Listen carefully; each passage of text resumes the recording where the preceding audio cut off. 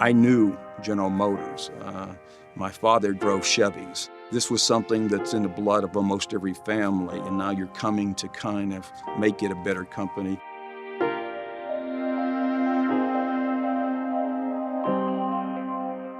GM was a legacy company, 100 years old. It was great selling vehicles and designing them in a country 50 years ago. It's an icon. General Motors, it needed to be brought back to life. It needed to have the information technology that would let it happen. You down deep wanted to be part of transforming and bringing it back to life and make it a shining star. The exciting thing about a journey is, you have to get to the end destination, but it's really the overall path to get to that end point.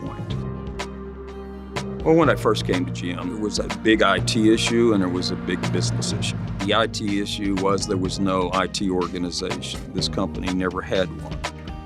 Nothing was common. All the processes were different. Second one, I sat down with the chairman and CEO of the company, Jack Smith, at that time, and said, "Jack, what's your biggest problem?"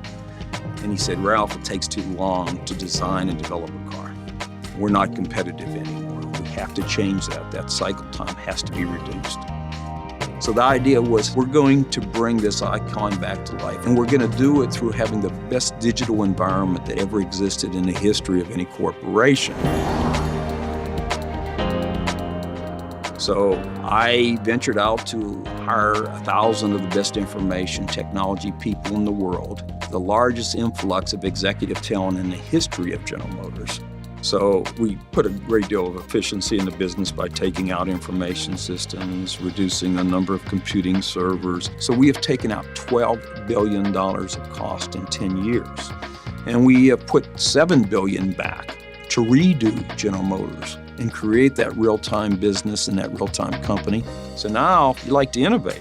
With new applications, new information systems, we could run a real-time digital company that is global, meaning every part of the world is run the same way.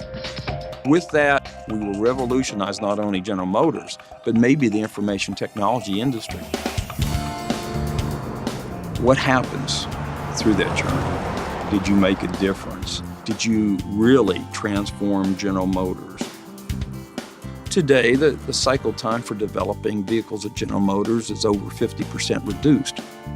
We link to all of our suppliers in the same way. Our purchasing is totally the same throughout the world. Not only that, we purchase it, but basically it arrives just in time to the plants that use it without having any inventory.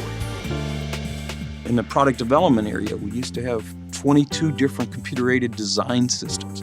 Today, there is one system that is utilized by 30,000 engineers and designers and support staff throughout the world.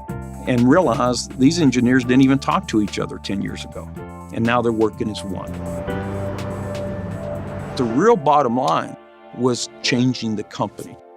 If you are trying to change a business, why don't you change it to be better than anybody else?